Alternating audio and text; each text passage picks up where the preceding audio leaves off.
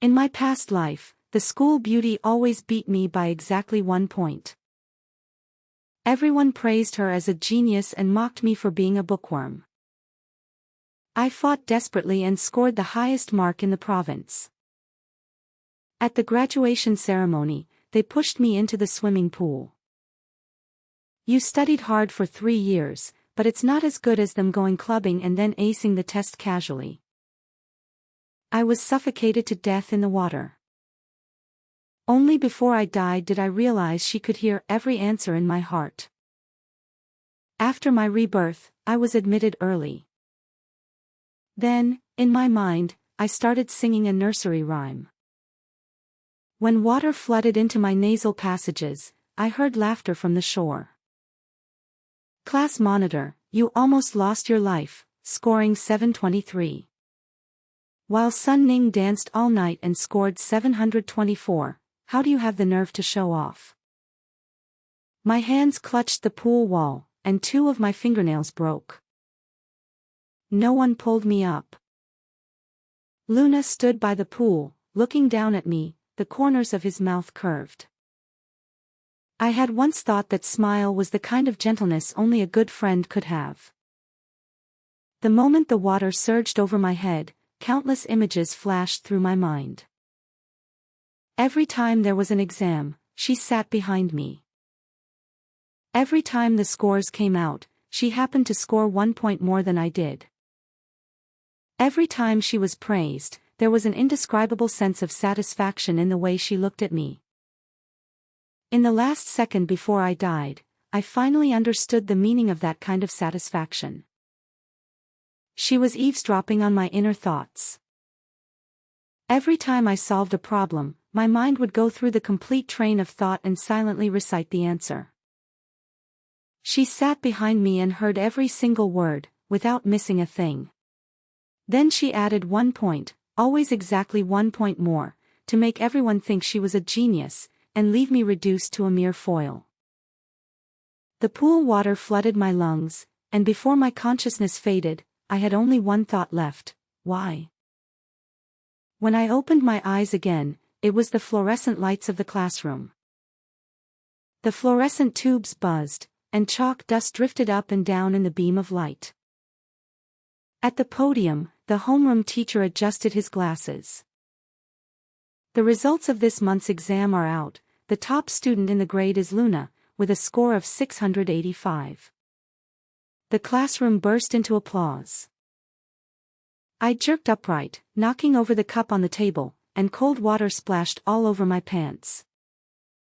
People around me all turned to look. A voice came from the back row, soft with a hint of laughter. "Ivy, are you okay?" "Luna." I slowly turned my head. She was sitting directly behind me, her long hair draped over her shoulders, the collar of her school uniform pressed crisp and neat, a pair of almond-shaped eyes sparkling brightly, harmless like a little deer. I remember this day. In the first semester of 11th grade, the results of the first monthly exam came out. She scored 685, and I scored 684. This was the first time she had surpassed me since transferring into the experimental class. From this day on, she began telling everyone that during summer vacation she taught herself the curriculum for the old 9 schools, and after integrating everything, science subjects felt like she'd opened up her meridians. Everyone believed it, including me. I even admired her, taking the initiative to lend her my notes, helping her organize her wrong answers, and saying good things about her in front of the teacher. But now I know. I stared at her delicate face, and the suffocating sensation of drowning in my previous life surged up inside me. "Luna, you never taught yourself anything about the old 9 gates, every bit of your score was stolen from my mind." She suddenly frowned slightly and tilted her head, as if she had heard something. My heart skipped a beat, and I immediately hummed a line in my head: two tigers, run so fast, run so fast." Luna's brow furrowed even deeper. She rubbed her temples and looked away. I clenched my fists, my nails digging into my palms. In my last life, I had traded my life for one truth. In this lifetime, I'm going to use 300 nursery rhymes to make her pay it back. When the bell rang, I didn't turn back as usual to talk to Luna but instead picked up my textbook and walked straight out of the classroom. At the end of the hallway was the bulletin board for the physics competition sign-up. I stood in front of the notice board and read through the registration requirements word by word. A provincial first prize in the National Physics Olympiad can lead to a direct admission. In my previous life, I never signed up because Luna said competitions were too grueling and that it would be enough for us to take the college entrance exam together. What she was really afraid of was never the hardship. What she was afraid of was that in the competition exam hall, she wouldn't be able to reach me and couldn't steal my answers. I picked up the pen and wrote my name on the registration form.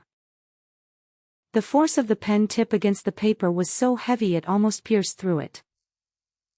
Footsteps sounded from behind. "Ivy, you want to take part in the physics competition?" Luna chased after me, her tone carrying just the right amount of concern. "The competition conflicts with the college entrance exam. If you don't win a prize, you'll end up wasting time on both sides." "I want to try." I didn't turn around and stuffed the registration form into the box. She was silent for 2 seconds, then smiled. "Then I support you." I finally turned around and looked into her eyes. Those eyes were clear, bright, and sincere, exactly the same as the ones that had looked down at me by the pool in my previous life. I smiled at her. What was playing in my head was, "Little bunny, be good, open the door." Her smile froze for a moment. I turned and walked into the afternoon sunlight. After returning to my seat, the first thing I did was not to work on practice questions. Instead, I unfolded a blank sheet of scratch paper and went over all the details from my past life once again. Luna's seat, starting from the first semester of sophomore year, had always been directly behind mine. She chose the science track when the classes were split because I chose the science track. When seats were rearranged, she acted coy with the teacher and said that sitting in front of and behind each other would make studying more efficient. The teacher actually agreed.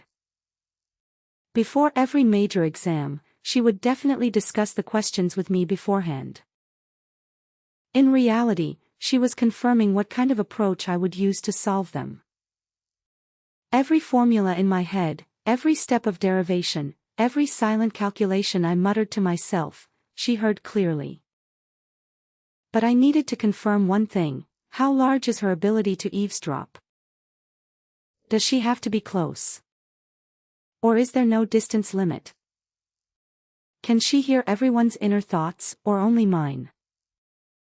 If it's everyone's, then she doesn't need to sit directly behind me forever. If there's no distance limit, then she doesn't need to discuss it with me before the exam either. So most likely, she can only hear voices within a certain range and possibly only mine. This hypothesis needed to be verified. The first class in the afternoon was math, and there was a quiz during class, 8 fill-in-the-blank questions with a 20-minute time limit. I took a deep breath and started answering the questions. I worked through the first 6 questions normally, with my mind calculating as usual. Out of the corner of my eye, I saw Luna in the back row with her head down, writing rapidly, her pen barely pausing. The 7th question was to find the maximum and minimum values of a composite function. I spent 30 seconds finishing the calculation on scratch paper and got a result of -4. But what I was silently reciting in my head was, the answer is +7. Then I wrote -4 on the exam paper. Question 8 was a sequence summation problem, and the answer was 165. I silently recited in my mind, 100, no, this problem is so hard. It should be 213. I neatly wrote 165 in the answer blank. Papers were collected during the break. The math teacher graded them on the spot and announced a few people's scores. Full marks, Luna. The teacher paused. 96 points, both questions 7 and 8 were marked wrong.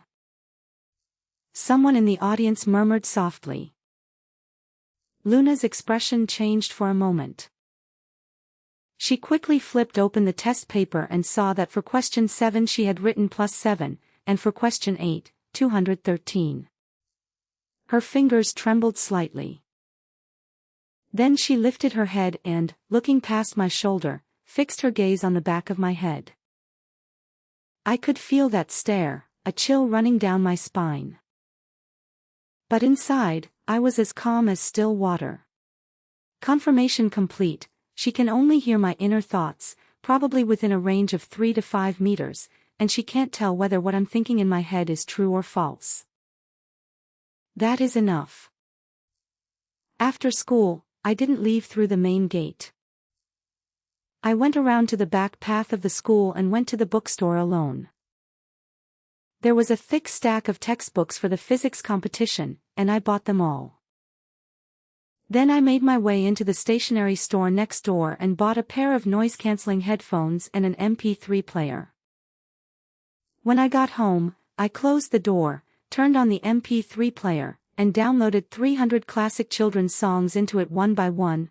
Two Tigers, Twinkle Twinkle Little Star, Counting Ducks, Pull Out the Carrot, Toss the Handkerchief, Little Donkey.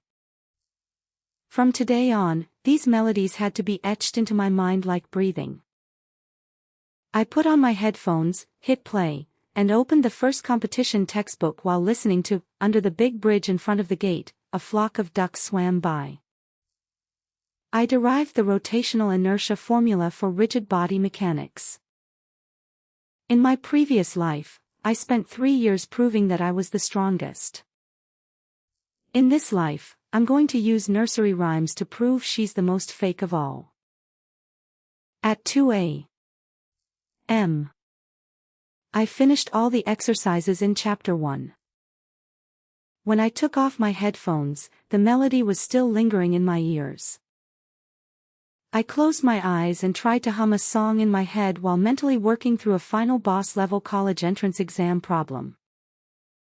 It was difficult at first, and my train of thought kept getting interrupted by the lyrics. But I gritted my teeth and practiced over and over. By 3 a.m.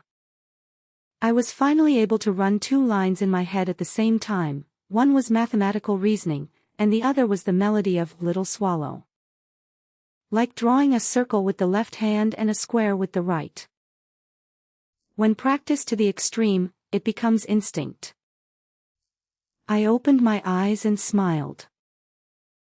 Luna, you stole the answer to my whole life. This time, every word I let you steal from me will be a nursery rhyme. 2 weeks later, the October monthly exam. This was my first official exam after my rebirth. The exam room seats were arranged according to grade ranking. I was second. Luna was first. I sat 1 row in front of her. She was still in that same seat, 1 spot diagonally behind me to the left, just within hearing range. When the exam bell rang, I opened the comprehensive science paper. For the multiple choice section, I worked through it normally, my mind turning through the usual lines of thought. These basic questions weren't worth wasting ammunition on, and I couldn't let her become suspicious. When I got to the big question section, I began to set up my strategy. The first major physics problem was about the trajectory of a charged particle moving in a uniform magnetic field. On scratch paper, I worked through the derivation step by step. While in my head, I was singing, a little pug sits at the front gate, its eyes all dark and shiny, wanting to eat a meat bone. I wrote the correct Lorentz force analysis on paper, but in my mind it was all pugs. At the final step of the derivation, when solving for the radius r, I wrote r equals 0.2 m on the paper. What I was singing in my heart was, "Run forward, facing cold stares and mockery." No, that's wrong, I mixed up the channels. This isn't a nursery rhyme. I quickly switched back, pull the radish. The second major chemistry question was an industrial process flow problem. I analyzed the flowchart normally, and when I needed to write the key equations, I silently recited in my heart, "The little mouse climbed the lampstand, stole some oil and couldn't get down." What I actually wrote on the exam paper was the complete ionic equation. After practicing this dual-track thinking for 2 weeks, it was already much smoother than at the beginning. I didn't sing every question, that would be too tiring and unrealistic. I only switched channels at the exact moment the key answer appeared. So what she heard was always a jumble of gibberish. After finishing the comprehensive science exam, Luna walked past me, her face pale. She stopped me and said in a natural tone, "Did you solve the last big physics problem?" I thought it was really hard. In my past life, I would have explained the approach to her in full, and then she would use it in the next exam. This time, I looked at her and shook my head. I didn't finish it, I just guessed. The corner of her mouth twitched slightly, as if she wanted to say something but held back. 3 days later, the results came out. I scored 695, first in the grade. Luna scored 671, fifth in the grade. Her science comprehensive score dropped by 31 points compared with last time, and she almost completely bombed the physics big questions. The teacher found her in the office to talk, his tone worried. "Luna, what's been going on with you lately? Is there something wrong with your study methods?" Luna sat in the chair, her back straight and tense, her voice very soft. "Maybe I just haven't been resting well." "Then make sure to adjust next time. You have a solid foundation, don't waste your talent." The teacher patted her on the shoulder, and Luna nodded with a smile. The moment she stepped out of the office, the smile on her face disappeared. She quickly returned to the classroom, took out her physics textbook, flipped to the chapter on magnetic fields, and stared at the formulas for the entire self-study period. But she didn't write anything down, because she couldn't understand it. She never truly learned for the past 2 years. The only way she studied was by sitting behind me, waiting for me to work out the problem in my head. I was the one who derived the formulas, sorted out the logic, and even figured out which traps to watch for when reading the questions. I'd gone over all of that for her in my mind. She only needed to copy down what she heard. Over time, her brain had long since stopped developing in the area of scientific reasoning, just like someone who has sat in a wheelchair for 2 years, whose leg muscles have atrophied to the point that they can no longer stand. While the wheelchair was still there, no one could tell. As soon as the wheelchair was taken away, she couldn't even walk anymore. In November, the citywide standardized exam, this was a major test with citywide rankings, and the scores had to be reported to the Education Bureau. Luna was even clingier to me than before. During the break, she took the initiative to come and discuss problems with me. There was something in her eyes that I hadn't noticed in my last life, an urgency. "Could you take a look at this organic chemistry problem for me?" She handed me a test paper. I glanced at it. It was an original question from last week's Chemistry Weekly quiz. She got 3 wrong, all because the reasoning chain broke down. In my past life, I would have patiently explained it to her, breaking down every step of the logic and spoon-feeding it to her. In this life, I took the test paper and hummed in my head, "Only mother is good in the world." Then I pointed to the first question and said, "You can just start by reasoning from the properties of the functional groups." I brushed it off in one sentence and didn't elaborate. She waited 2 seconds, finding that I had no intention of continuing, pressed her lips together. Could you explain it in more detail? It's all in the textbook, take a look at chapter 3. I withdrew my gaze and lowered my head to continue working on the competition problem. She stood rooted to the spot, clutching her test paper, her knuckles turning white. On the day of the unified exam, I was sitting in the third exam room. This time, Luna's seat was 2 rows behind me, more than 4 meters away, just at the edge of hearing range. I wasn't sure whether she could hear it, but I wasn't taking that risk. On the math paper, the final big problem was a derivatives question asking for the number of zeros of a parameterized function. I drew the function graph on my scratch paper and laid out the framework for a case-by-case discussion. Then in my mind, I started counting ducks. Under the big bridge in front of the door, a flock of ducks swam by. Come on, count them. 2, 4, 6, 7, 8. The classification discussion under my pen advanced with precision, while that language layer of my brain was full of ducks. I had already gotten used to this split, like a pianist with the left hand playing Bach and the right hand playing Beethoven. The 2 melodies did not interfere with each other. During the science exam, I even started to enjoy this feeling. For the final question of the physics finale, while calculating electric field superposition, I finished singing the entire song, The Little Girl Who Picks Mushrooms, in my head. After finishing the last exam, Luna came out of the exam room with red-rimmed eyes. She walked to the vending machine at the corner of the teaching building and bought a can of coffee, her hands trembling. I watched her from afar.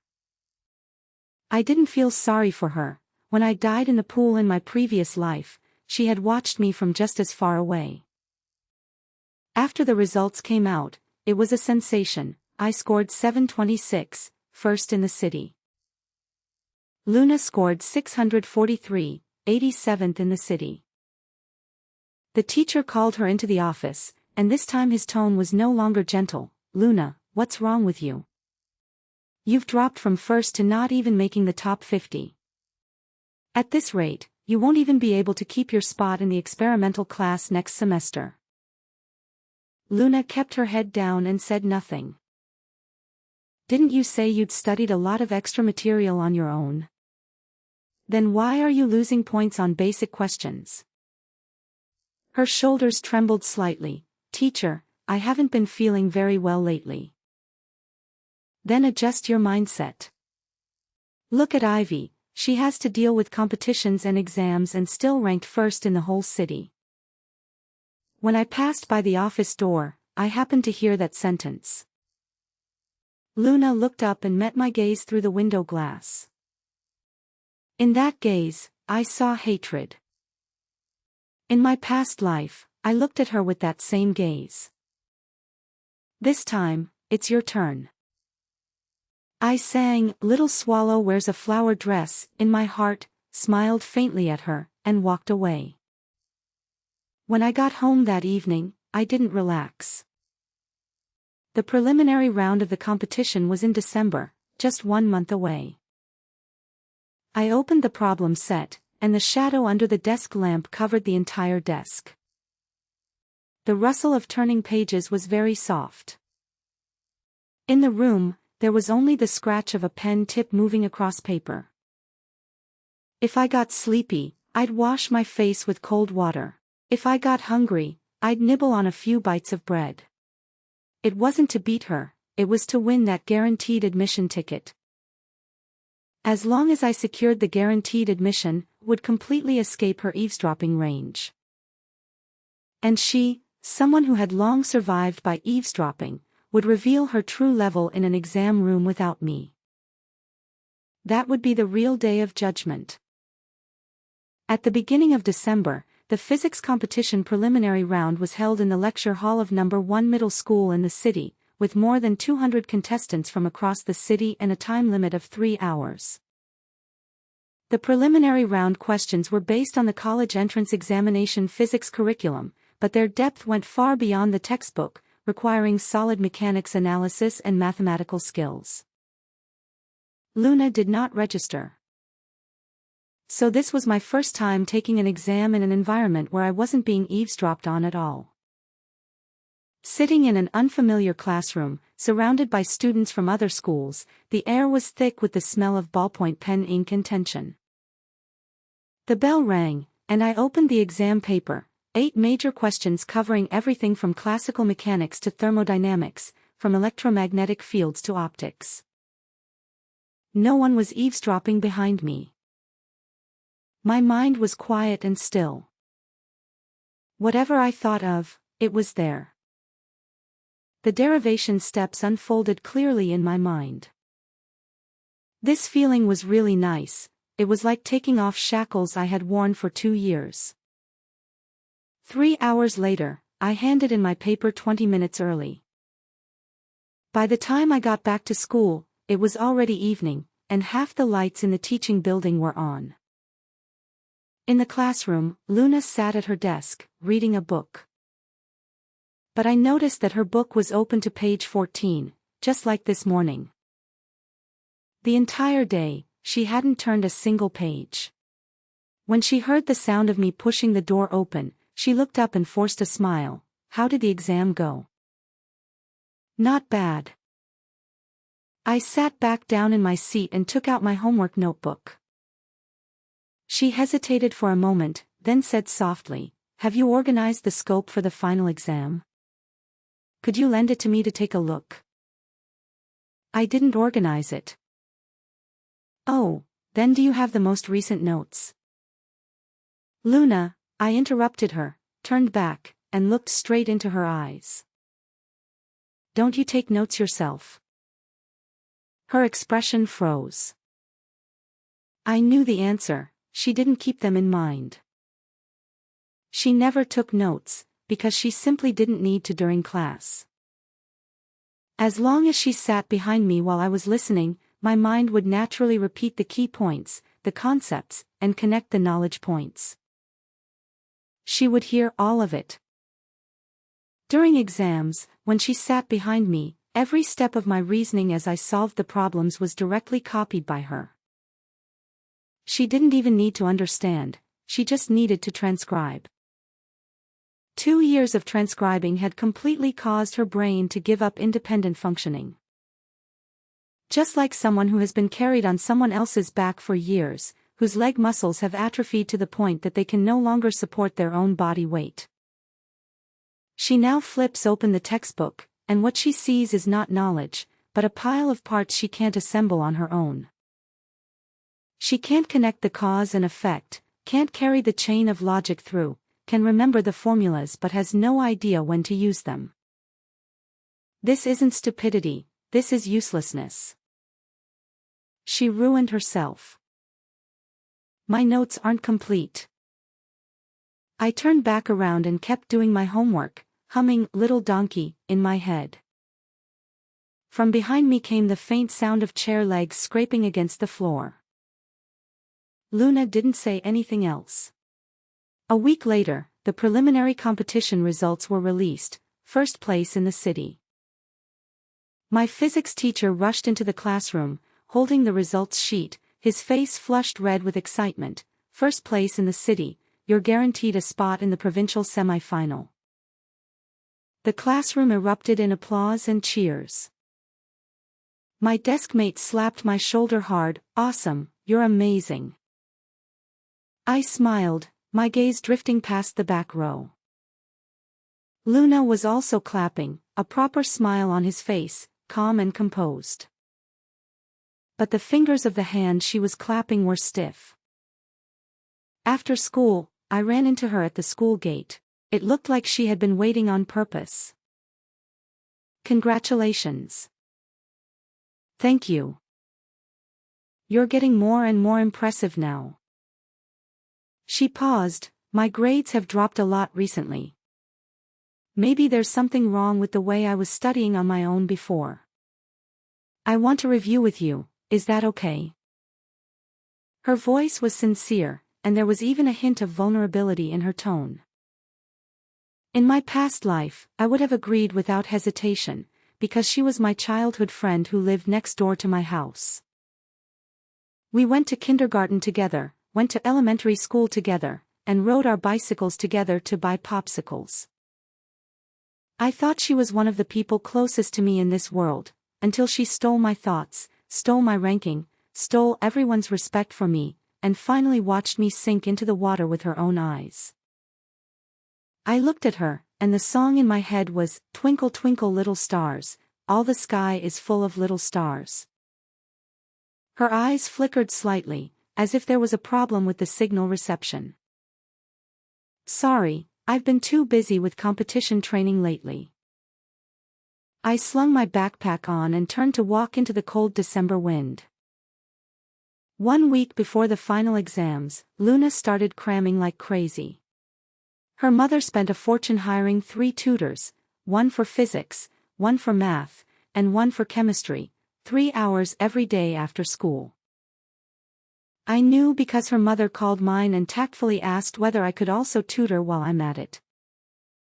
My mom said I'd been too busy lately with competitions. That's the truth. The provincial semi-final was in mid-January, and I had to work through competition problems every night until 1 a.m. But even if I weren't busy, I wouldn't tutor her. What's the difference between feeding your innermost thoughts to an eavesdropper and suicide? On the day of the final exam, the seating in the exam hall was rearranged. Luna was seated 3 rows behind me and slightly to the right, about 6 meters away. I wasn't sure whether she could hear my inner voice from that distance, but to be safe, I kept singing anyway. I didn't need to sing during the Chinese exam because Chinese tests approval and expression, and there wasn't much in my inner voice worth stealing. During the math exam, I hummed "Little Rabbit Be Good" 3 times while working through the key steps of the final big problem. For the comprehensive science exam, I replaced all the inner thoughts, the expressions of the key answers, with nursery rhyme lyrics. By the end of the entire exam, my palms were covered in sweat, but the paper itself was neat and beautiful. The day the results came out was Friday, and the teacher announced the rankings during the class meeting. First in the grade, Ivy, 731 points. Second in the grade, he flipped through several pages of the roster, Luna, 39th in the grade, 528 points.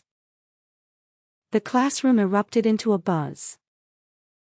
39th place, the top student in the grade at the start of the semester had fallen all the way to 39th place after just half a semester. Someone whispered, "Wasn't she a genius? How did she drop so much?" "Don't talk nonsense, it might just be a mindset issue." Luna sat in her seat, her expression blank. She didn't cry, and she didn't explain. But I noticed that her hand had been tightly gripping the hem of her school uniform under the desk, her knuckles turning white. After the class meeting ended, the teacher kept her behind alone. This time, the office door was shut tightly, but when I walked past, I still overheard the conversation inside. "Luna, I'm going to say this bluntly, at your current grades, you won't be able to keep your spot in the experimental class next semester." "Teacher, I know that when you first got into the experimental class, your father had pulled some strings," the teacher said in a subtle tone, "but grades are the hard metric. It won't matter even if a parent says something. If you keep slipping like this, the school will ask you to go back to the regular class." Silence, a long silence. Then Luna's voice rang out, hoarse like sandpaper scraping against sheet metal, "Teacher, I'll catch up." I stood at the end of the hallway, watching the figures running on the playground outside the window. Catch up? How could she catch up? Her brain was no longer a normally functioning engine, it was a scrapped machine that had been left idle for 2 years, with internal parts rusted and gears misaligned. It's not something that can just be started by pouring in a little oil. What she needs is to be assembled from scratch. But starting in the second semester of 11th grade, they'll move into the first round of review, and time won't wait for her. And all I need to do is win a medal at the provincial semi-final, then get admitted without taking the exam. Then on the final battlefield, completely let go, let her free fall. On the first day of winter break, I received my admission ticket for the provincial semi-final, exam date, January 18th. I pasted my admission ticket on the wall in front of my desk and took a deep breath before opening the competition problem set. Snow was drifting outside the window, and the desk lamp illuminated lines of densely packed formulas. I lowered my head and worked on the problems, and my mind finally grew quiet. No need to sing children's songs, no need to guard against anyone, only pure physics. This feeling was too luxurious. I never enjoyed it in my past life. January 18th, Provincial Semifinals. The exam venue was in a university in the provincial capital, and more than 200 contestants came from cities across the province. With the lab practical and the written theory exam, the whole day left us utterly exhausted, but I answered everything very smoothly. Especially the final big problem on the written theory exam, a simplified model of general relativity, calculating the deflection angle of light in gravitational lensing. This question went far beyond the knowledge of most high school students, but I had specifically worked through this part during winter break training. I spent 40 minutes finishing the whole problem, checked it twice, and handed in my paper early. When I walked out of the exam room, the sunlight outside was blinding. There were 3 unread messages on my phone, one from my mom: "Are you done with the exam? Mom made you some braised pork ribs." One from my desk mate, "Ivy, keep it up." And one from Luna: "Ivy, the exam is over, right? You got this, waiting for your good news." A smiley face emoji. I stared at that smiley face for 5 seconds. In my previous life, she had also sent a similar message whenever I achieved anything. She was always the first to congratulate me, sincere, warm, and considerate. Then she would sit behind me and, on the next exam, precisely beat me by 1 point. I deleted that message and didn't reply. At the beginning of February, the semi-final results were announced: provincial first prize, 3rd place in the province. When my physics teacher called me, his voice was trembling. "Ivy, first prize in the province, do you know what this means? Guaranteed admission, you've got the qualification for guaranteed admission." I held my phone and leaned back in my chair, letting out a long breath. Guaranteed admission, the path I had never dared to imagine in my past life had now been opened in this one. From now on, the college entrance exam was nothing more than a game I watched from the sidelines. For Luna, the college entrance examination was the final verdict. After school started, the news spread throughout the entire grade: Ivy won first prize in the provincial physics competition and got a guaranteed admission. What university? Not decided yet, but if it's the provincial first place winner, it'll at least be a 985. Some people in the hallway shot me envious looks, and some stopped me for autographs, saying they wanted to borrow some of the top students' lucky aura. I dealt with them with a smile and turned into the classroom. Luna was sitting at her desk, holding a physics textbook in her hands, with the pages still unturned. She looked up at me, her gaze very complicated. "Congratulations, Ivy." This time, she didn't smile. "Thank you." I sat down, took out my textbook, and turned to the chapter one hadn't finished reading last semester. Although I had already secured a recommendation, I still had to attend class. It was just that from now on, I no longer needed to deliberately confront her during exams. What I needed to do was even simpler: live normally, go to class as usual, and occasionally sing a song in my head. let time finish the rest of the work for me, because her brain had already begun to atrophy at an accelerated rate. I observed it during class. The teacher derived a typical problem on the blackboard, and the other students followed along by writing down the process in their notebooks. Luna's pen was moving too, but what she wrote was a mess, half the formula copied down, with unrelated symbols mixed in between, the logic completely broken. She wasn't taking notes, she was imitating the act of taking notes, because she had already fallen behind the teacher's pace of derivation. The logical transitions between those derivation steps, in a normal student's mind, were like a natural flow of water moving from A to B and then to C. In her mind, there was a blank space between A and C.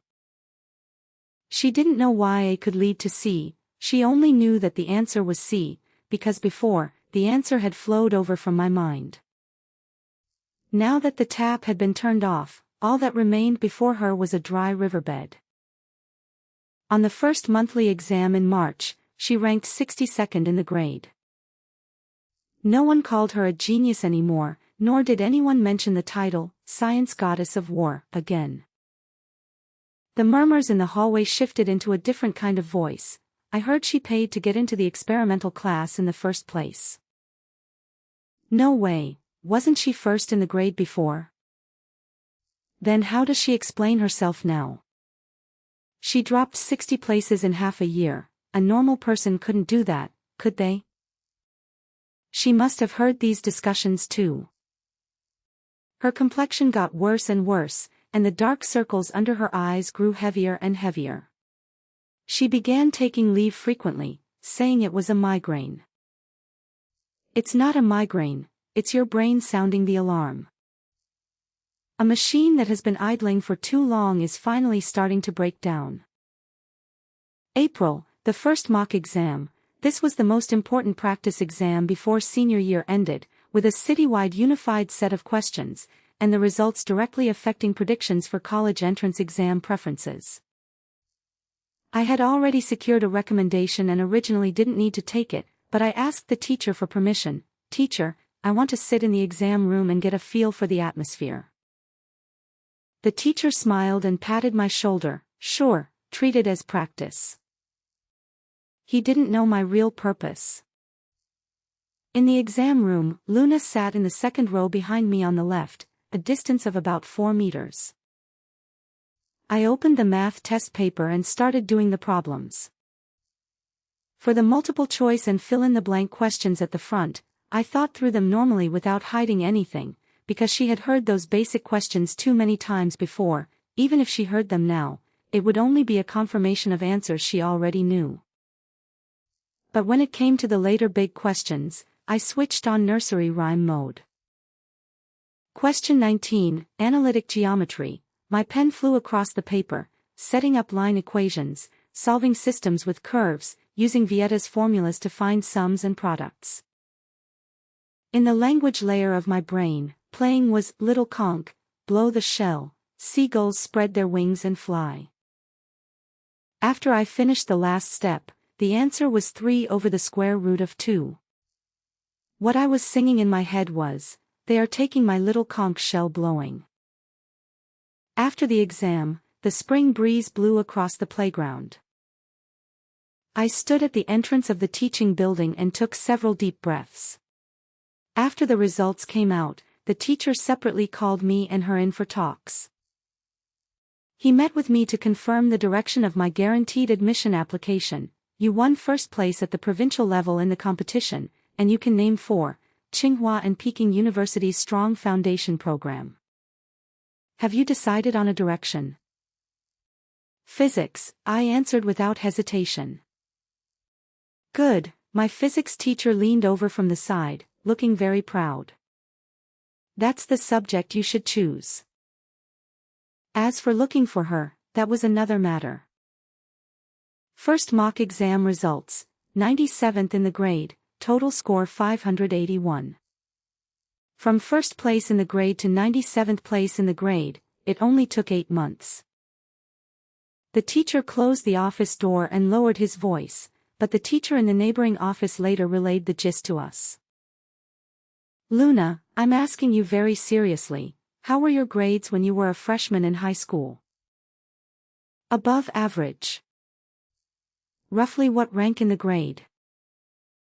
Around 100th. You suddenly became the top student in the grade when sophomore year started, and now you've fallen back down again. The teacher paused for a long time. How do you explain this yourself? She did not answer. I asked your middle school teacher, and he said your foundation in science subjects was average.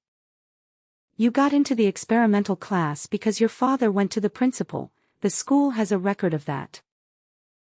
Teacher, I'm not trying to bring up those things, the teacher said.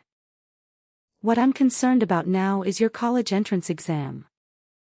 At your current level, even the first-year admission line will be hard to reach. What are your family's plans? Silence.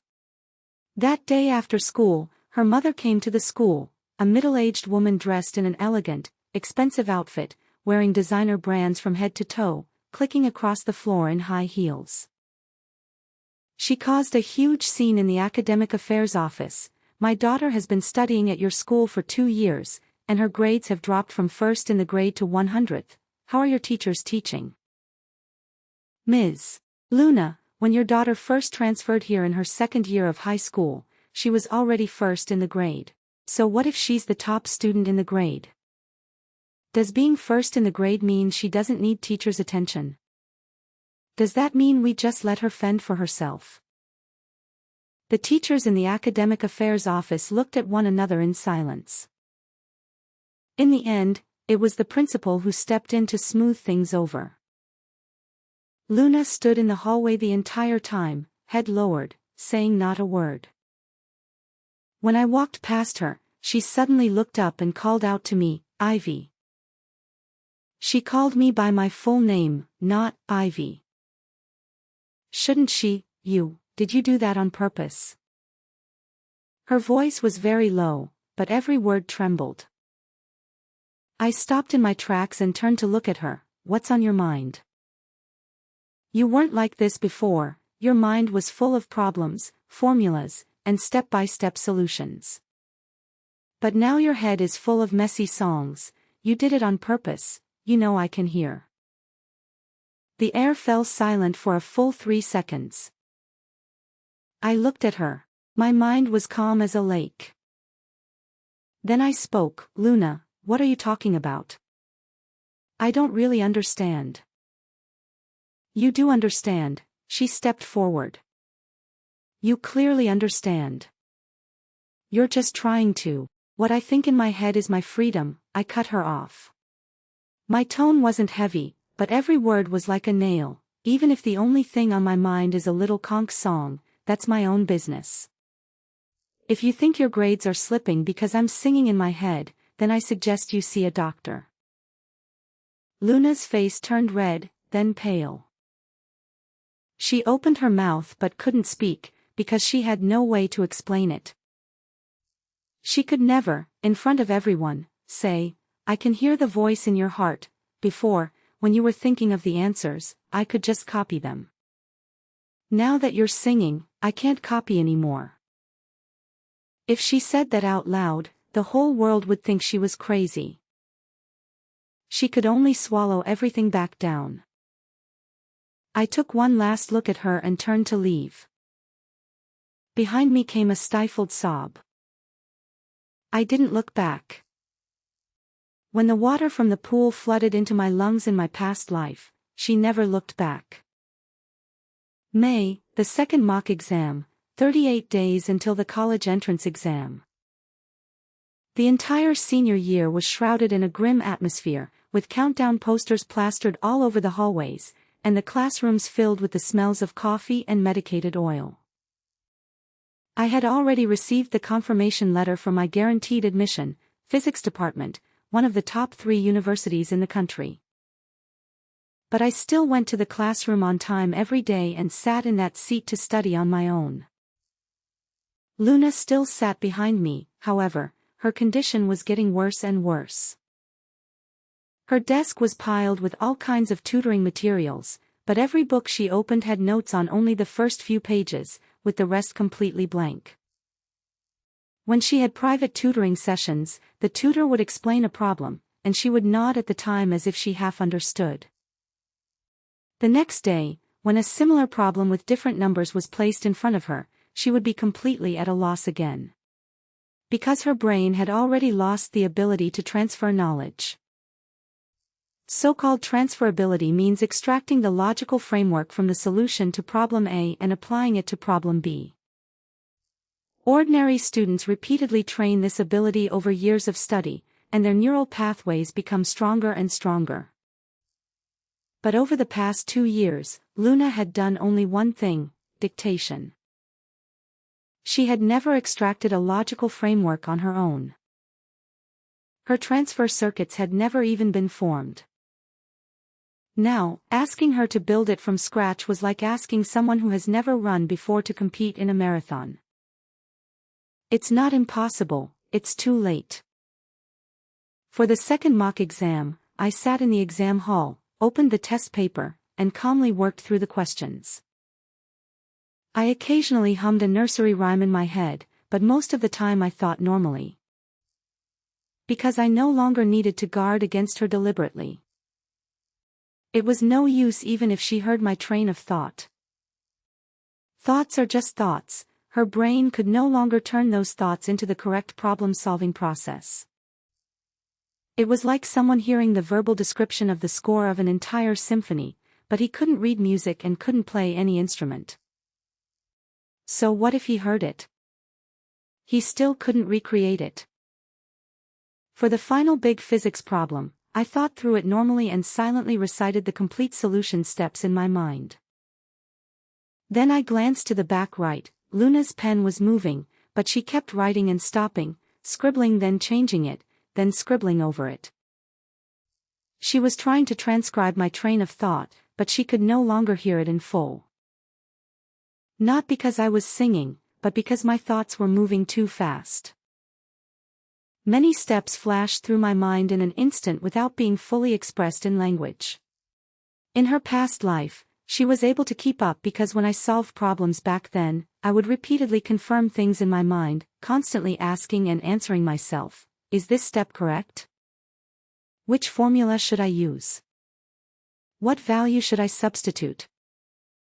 Now I no longer needed that kind of self-checking. Competition training had rapidly sharpened my problem-solving intuition, and many intermediate steps were skipped entirely without going through the language layer. What she could steal was becoming less and less, and what her own brain could provide was also becoming less and less. The results of the second mock exam came out, and Luna placed 143rd in the grade, with a total score of 539, physics 48 out of 110, chemistry 51 out of 100, math 73 out of 150. This was her true level. No, this wasn't even her true level. If she couldn't overhear my inner thoughts at all, she might have scored even lower. The tutoring from those private lessons, the formulas memorized by rote from textbooks, the templates crammed in at the last minute before the exam, they all propped up the skeleton of this 539 score. But the skeleton was empty. There was no soul inside. 20 days before the college entrance exam countdown, something happened. Luna's father came to the school and talked with the principal for 2 hours. When he came out, his face was ashen. That evening, Luna sent a message in the class group chat, "Everyone, my previous grades may have caused some misunderstandings. In fact, my foundation isn't that good. The grades I got during that period in my sophomore year had some luck involved. I hope everyone won't have too high expectations of me. Thank you." The group chat stayed quiet for a long time. Then someone replied with a "go for it" emoji, and no one said anything else. Everyone understood perfectly well, she wasn't just lucky, there was something else going on. But no one said it out loud. After all, the college entrance exam was approaching, and no one had the energy to care about other people's business. Only I looked at that message and smiled softly. An element of luck, Luna, you stole 2 years of my hard work and call that luck. I turned off my phone, picked up a book for leisure reading, and leaned against the headboard to slowly browse through it. Outside the window, the sky was as clear as water. I no longer hated her. The hatred had been brought over from my previous life in the swimming pool, and in this life, it had already been gradually used up bit by bit. Now, all that was left was a strangely calm feeling, like watching a dam that's destined to collapse, with the water rising higher and the cracks growing bigger. I didn't need to push it, all I needed to do was stand somewhere safe and wait. June 7th, the first day of the college entrance examination. I didn't go into the exam hall. I stood under a big tree at the school gate, watching car after car bring students to the exam. As they filed in one after another, some were nervous, some were calm, and some were hugged by their parents at the entrance, their eyes turning red. Luna came by herself. She was wearing a red t-shirt, reportedly bought especially by her mother, meant to symbolize a lucky start. When she walked past the school gate, she saw me. We looked at each other across the crowd. Her face was very pale, making that red t-shirt look especially glaring. I nodded at her. She averted her gaze and walked into the exam room. Chinese was tested in the morning. Chinese was the only subject she didn't need to rely on my inner voice for. Reading comprehension depended on interpretation and essays on expression. She still had some foundation in those areas herself. But the afternoon math exam was the first real test. I didn't know where her math exam room was, and I didn't know who was sitting next to her. But I knew I wasn't in that exam room. Her ears, or rather, that ability of hers, couldn't pick up any familiar frequency in the exam room. So surrounding her were all strangers, and she couldn't hear their inner thoughts. There were only the black and white questions on the paper and her own completely empty mind. That night, the math questions from the college entrance exam leaked online. I glanced over them. They weren't too hard, but they weren't easy either. The final exam problem was a proof question combining derivatives and inequalities, requiring the construction of an auxiliary function. For a science track student of normal ability, it wasn't hard to get half the step-by-step points. But for someone whose brain had already lost the ability to reason logically, the moment they saw the word prove, it was already over. June 8th, the second day of the college entrance examination. Science Comprehensive and a Foreign Language. Science Comprehensive was Luna's nightmare subject. In a 300-point exam, physics was 110, chemistry 100, and biology 90. Each subject required solid chains of logic and the ability to process information quickly. She didn't have those abilities, she never had. The scores she used to have were mine. After finishing the last exam, English in the afternoon, the school gate was packed with parents picking up their children. When Luna walked out, her steps were unsteady. Her mother rushed up and hugged her tightly. "How did you do?" Luna said nothing. Her mother asked again. Luna opened her mouth. Her voice seemed to drift over from very far away. "Mom, I did my best." Her mother froze for a moment, then patted her on the back. "It's okay, it's fine now that the exam is over." I stood at the entrance of the milk tea shop across the street, drinking a cup of lemon tea, watching the scene from afar. At the end of June, the college entrance exam results were released. That night, everyone's social media feed blew up, cut-off scores, report cards, and college application guides flooded everywhere. My phone vibrated countless times, all with messages from my friends. "Ivy, It was so wise of you to get the guaranteed admission spot.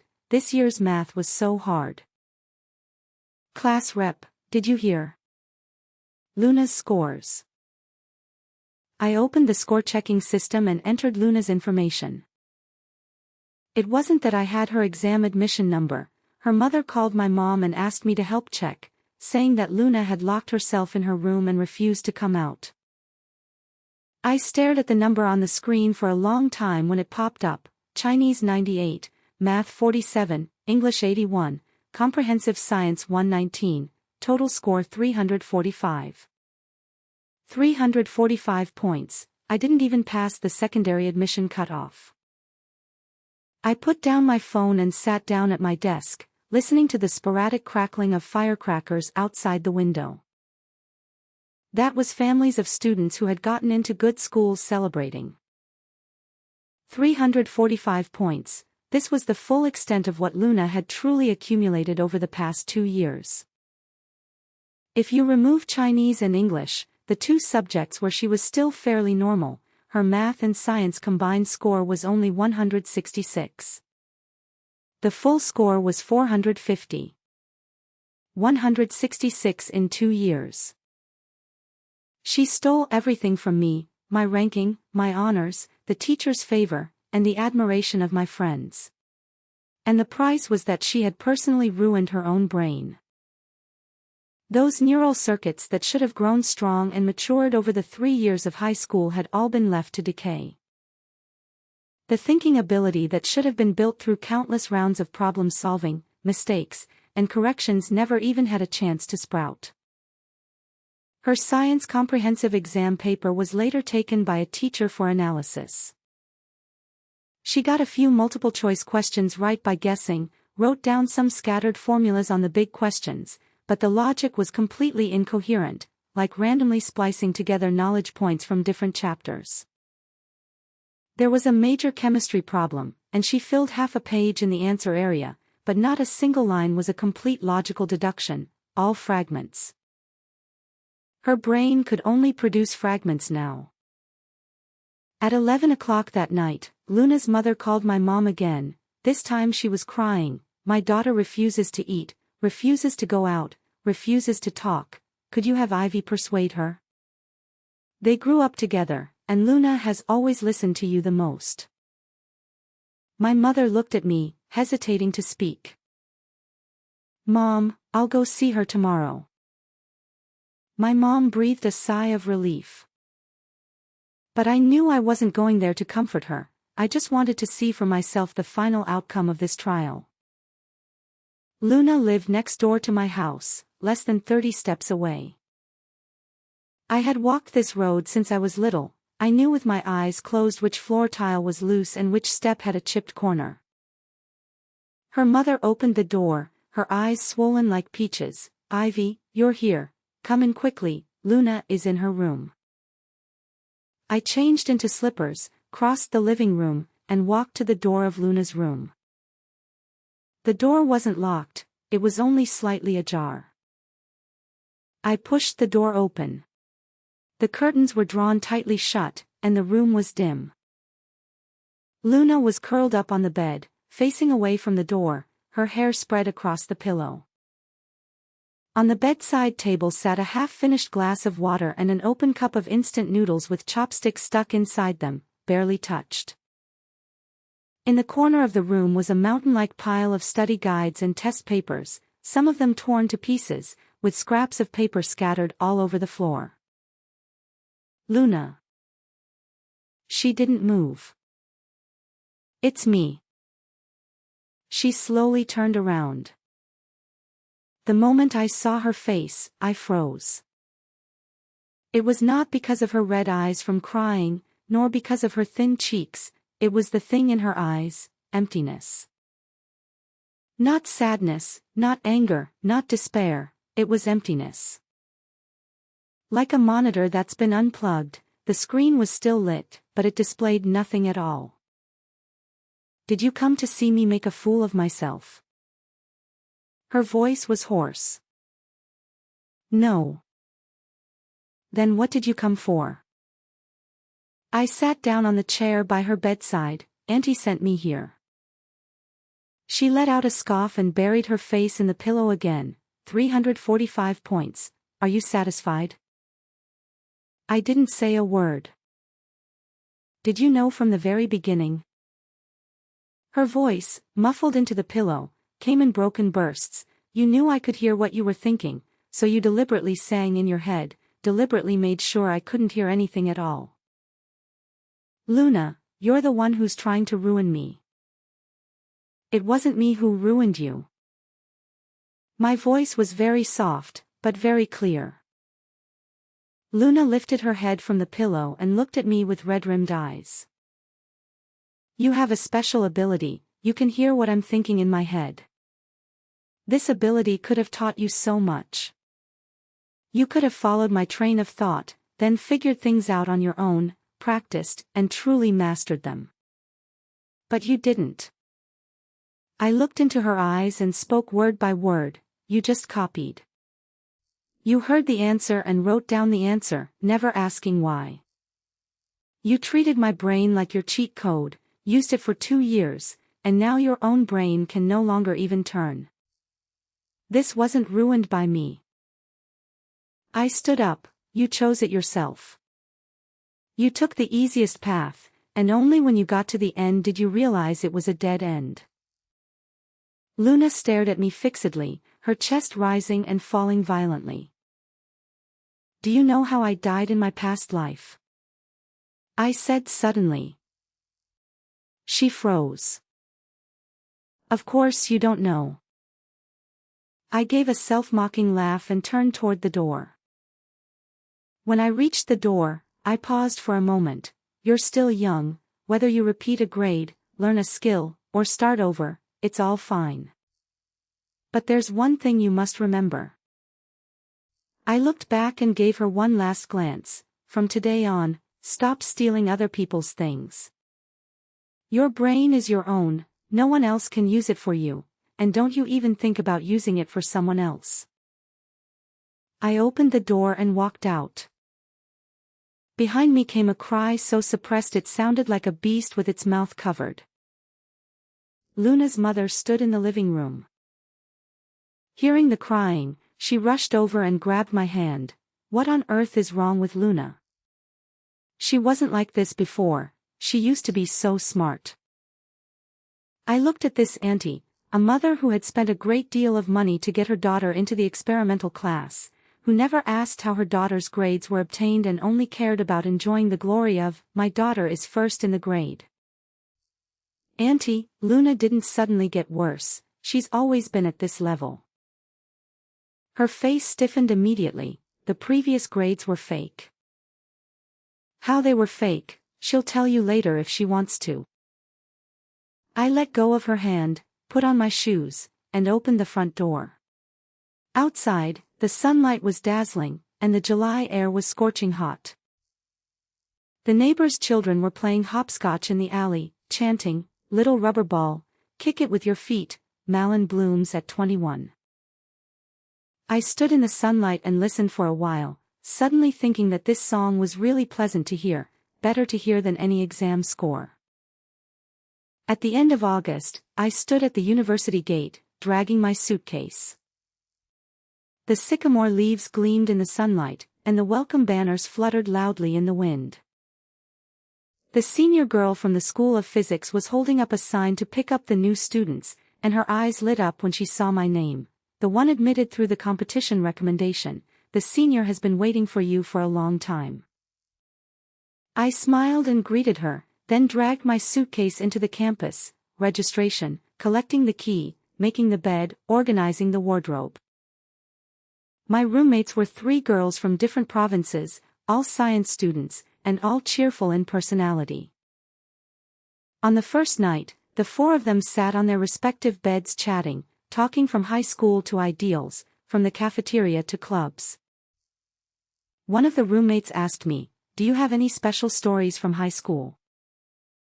I thought about it, nothing special, just studying, taking exams, and winning a competition award. That's too modest, you won first prize at the provincial level.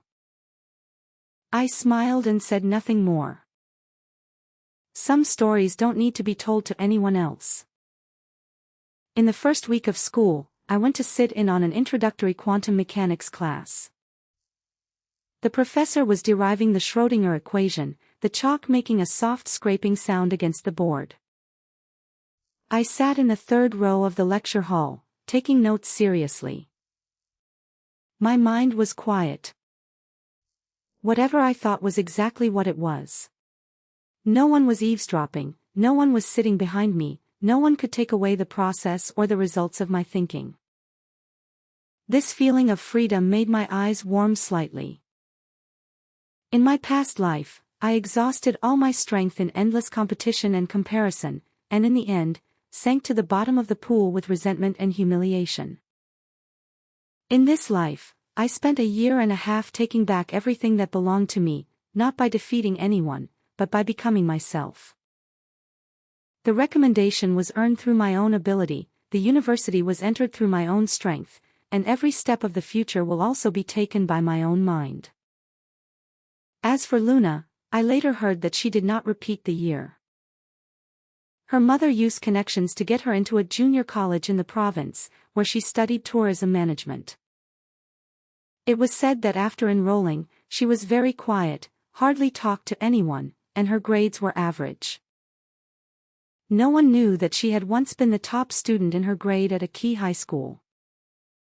No one knew that she had once possessed the ability to eavesdrop on other people's thoughts. I don't know whether that ability has disappeared, and I no longer care. Because even if it were still there, it wouldn't be able to steal anything anymore. It could steal answers, but it could not steal the ability to think. It could steal your scores, but it can't steal real knowledge. It could steal momentary glory, but it can't steal the real skills a person has built through countless nights, countless problems, countless failures, and countless fresh starts. On a September night, I sat by the window in the library and opened an English physics textbook. Outside the window, the ginkgo leaves had begun to turn yellow, and the autumn breeze drifted in with the fragrance of osmanthus blossoms. I lowered my head and derived a newly learned formula on my scratch paper. My mind was very quiet. Occasionally, a familiar melody would involuntarily surface: two tigers, run so fast, run so fast. I smiled and gently pressed the melody back down. It wasn't necessary. Those 300 nursery rhymes had already fulfilled their mission. From this moment on, my mind would contain only stars and equations, only myself.